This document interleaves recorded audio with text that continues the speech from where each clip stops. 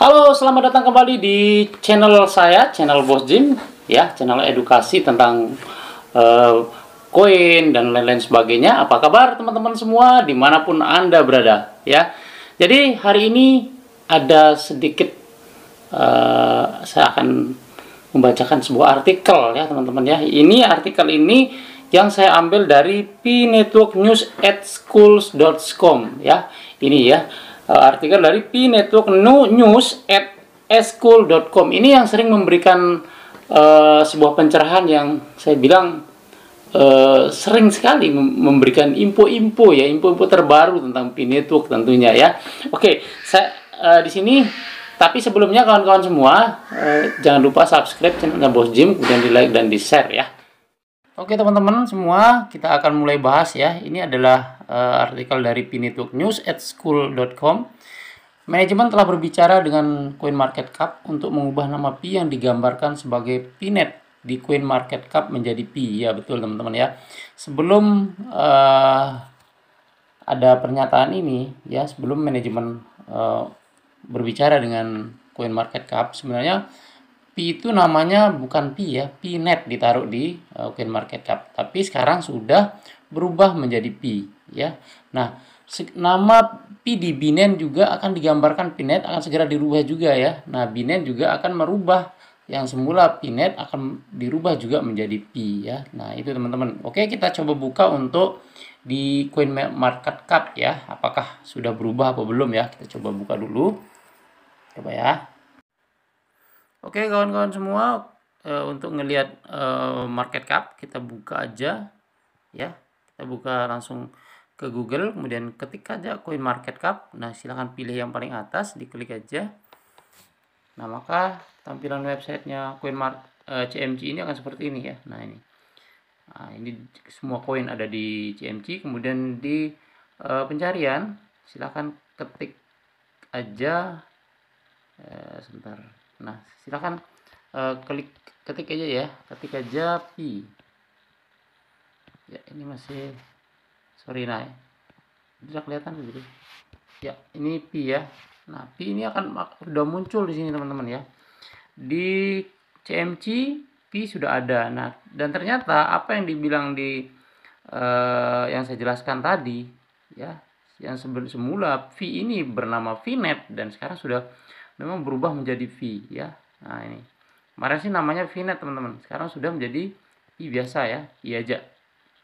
Nah ini, nah bisa dilihat di sini juga V price live data. Nah ini data langsung harga Pi. Apa itu jaringan Pi? Nah ini adalah keterangan Pi sampai ke bawah sini. Tapi teman-teman, karena Pi ini masih jaringan tertutup, jadi belum bisa listing atau belum listing di CMC juga ya. Dan kedepannya CMC tentunya akan segera merilis kalau sudah mainnet terbuka ya. Nah itu teman-teman ya untuk CMC. Kemudian di Binance kita tidak usah buka aja ya, itu juga sama. CoinMarketCap juga telah memasukkan deskripsi untuk menarasikan Pi di situs web mereka yang tidak mereka lakukan sebelumnya. Jadi teman-teman, setelah ini saya akan perlihatkan, memang tadi ada di CoinMarketCap ada narasi yang saya bacakan. Nah itu sebelumnya CoinMarketCap tidak menaruh deskripsi tentang Pi ya, tapi sekarang sudah ada deskripsinya. Kemudian di Binance juga akan ada deskripsinya nanti teman-teman ya. Ini menunjukkan dua situs mata uang kripto terbesar di dunia sedang menunggu Pi open mainnet ya teman-teman ya. Nah saat ini Pi Network sekarang lebih besar penggunanya daripada Binance dan CoinMarketCap dalam hal pengguna lo ya. Nah ini tanpa batasan loh ini Pi ini. Jadi teman-teman bisa dilihat di bawah ini adalah Pi price live data. Nah apa yang saya bilang tadi ini adalah deskripsi yang dia taruh di yang deskripsi tentang Pi ditaruh di Binance maupun di CoinMarketCap teman-teman ya. Sekarang sudah ada nih deskripsinya tentang Pi. Jadi orang-orang nanti akan bisa melihat Pi itu apa. Orang-orang yang belum pernah bergabung di Pi jadi bisa melihat nah Pi itu seperti apa. Nah, inilah deskripsi yang ditaruh oleh CoinMarketCap teman-teman ya. Pi Network teman-teman kedepannya ini memang sangat terlihat maju ya, yaitu dari strategi dan polanya. Nah 9 perkembangan berikut adalah membiarkan setiap orang memahami arah masa depan secara kasar. Itu ya situasi sebenarnya, tunduk pada kemajuan ya teman-teman. Nah, tahap pertama telah dimulai ya teman-teman. Jadi KYC meningkat dengan gugup dan membuka pengujian batch kecil sesuai dengan situasi sebenarnya. Setelah beberapa batch perbaikan dan pengujian, KYC skala besar akan datang. Nah, bulan Januari perkiraannya bisa juga akan mundur ke Februari. Pasti akan ada KYC skala besar ya. Jadi, teman-teman tetap standby, tetap klik petirnya. Tungguin KYC-nya pasti akan datang. Ya, jangan ditanya-tanya lagi. Nanti pasti akan ada di beranda kalian, akan ada pemberitahuan tentang KYC ya. Yang kedua, setelah dimulainya KYC skala besar, sejumlah orang yang lewat akan memulai pemetaan agar mainnet memiliki keseimbangan yang tersedia. Pada saat yang sama, kecepatan setiap orang akan menjadi kecepatan mainnet terbaru. Jadi, waktu ini secara resmi akan tiba pada bulan Februari, teman-teman ya. Ditungguin ya. Jadi, nanti di bulan Februari itu, kecepatan setiap orang itu menjadi kecepatan mainnet yang terbaru. Jadi, mainnet menambang itu nanti terbarunya akan ada hadir di bulan Februari ya. Ditungguin aja, teman-teman. Oke. Nah, yang ketiga adalah migrasi aplikasi ekologi selesai, teman-teman ya. Dan ekologi mulai merapat. Yang punya saldo di dompet bisa ikut sirkulasi transaksi, berkontribusi pada nilai yang dihasilkan oleh lalu lintas. Waktu peluncuran ekologis adalah dari Januari hingga Februari. Nah, waktu tertentu menunggu notifikasinya berbeda, kawan-kawan ya. Nah, kemudian yang keempat, ekologi telah dimulai dan semakin banyak orang yang lolos KYC, kawan-kawan. Dengan nilai yang dihasilkan oleh sirkulasi dan harga yang relatif stabil, maka akan ditampilkan dalam CMC. Mungkin teman-teman akan bertanya, CMC itu apa? Yaitu Coin Market Cap. Nah, pada saat itu, semua orang akan merujuk pada harga ini ya, teman-teman. Waktu ini diperkirakan membutuhkan waktu sekitar 3 bulan untuk menyelesaikannya. Waktu ini ya seharusnya Juni dan mainnet harus dibuka setelah Juni, kawan-kawan ya. Saat mainnet terbuka, seluruh jaringan akan dikerahkan pada node global dan terdesentralisasi. Jadi, kode mainnet terdesentralisasi hampir terbuka.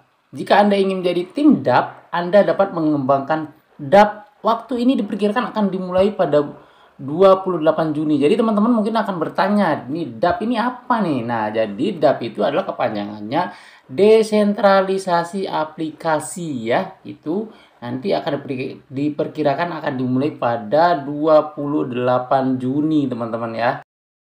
Ratusan aplikasi DApp telah muncul di DeFi dan di NFT. Dan sebuah ekosistem telah mulai muncul. Saat ini apa yang ingin kamu lakukan pada dasarnya tidak apa-apa ya. Jadi aset di tangan Anda sangat berharga dan kali ini diperkirakan masih kecil pada Desember 2022. Nah, setelah benar-benar open source, semua orang bisa mendapatkan kode dari situs web open source dan kemudian melakukan pengembangan sekunder sesuai dengan kode yang juga bisa dipahami sebagai bifurcation seperti bifurkasi dokter dari bintang. Maka semua jenis DeFi dan NFT akan lahir. Jangan anggap remeh keduanya, mereka bernilai besar. Waktu ini akan dimulai setelah kode terbuka. Jadi teman-teman NFT bisa teman-teman bayangkan. Hari ini ada seorang remaja menjual hanya gambarnya di NFT dan bernilai belasan miliar rupiah, kawan-kawan ya.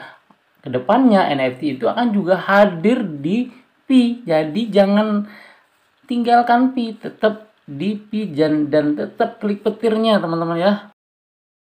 Nah, pada tahun 2023, semua jalan kehidupan telah dikerahkan dengan cepat ya, seperti pusat perbelanjaan, film, televisi, komunikasi sosial, permainan, novel, komik, pariwisata, keuangan, NFT, DeFi, video pendek, siaran langsung, makan, hotel, tiket udara, logistik, kemudian penyewaan, membeli rumah, membeli mobil, kosmetik, amal, bahan bangunan, kemudian job hunting, rental, hipotek, tugas takeaway, kemudian babysitter, metron, dan lain-lain sebagainya.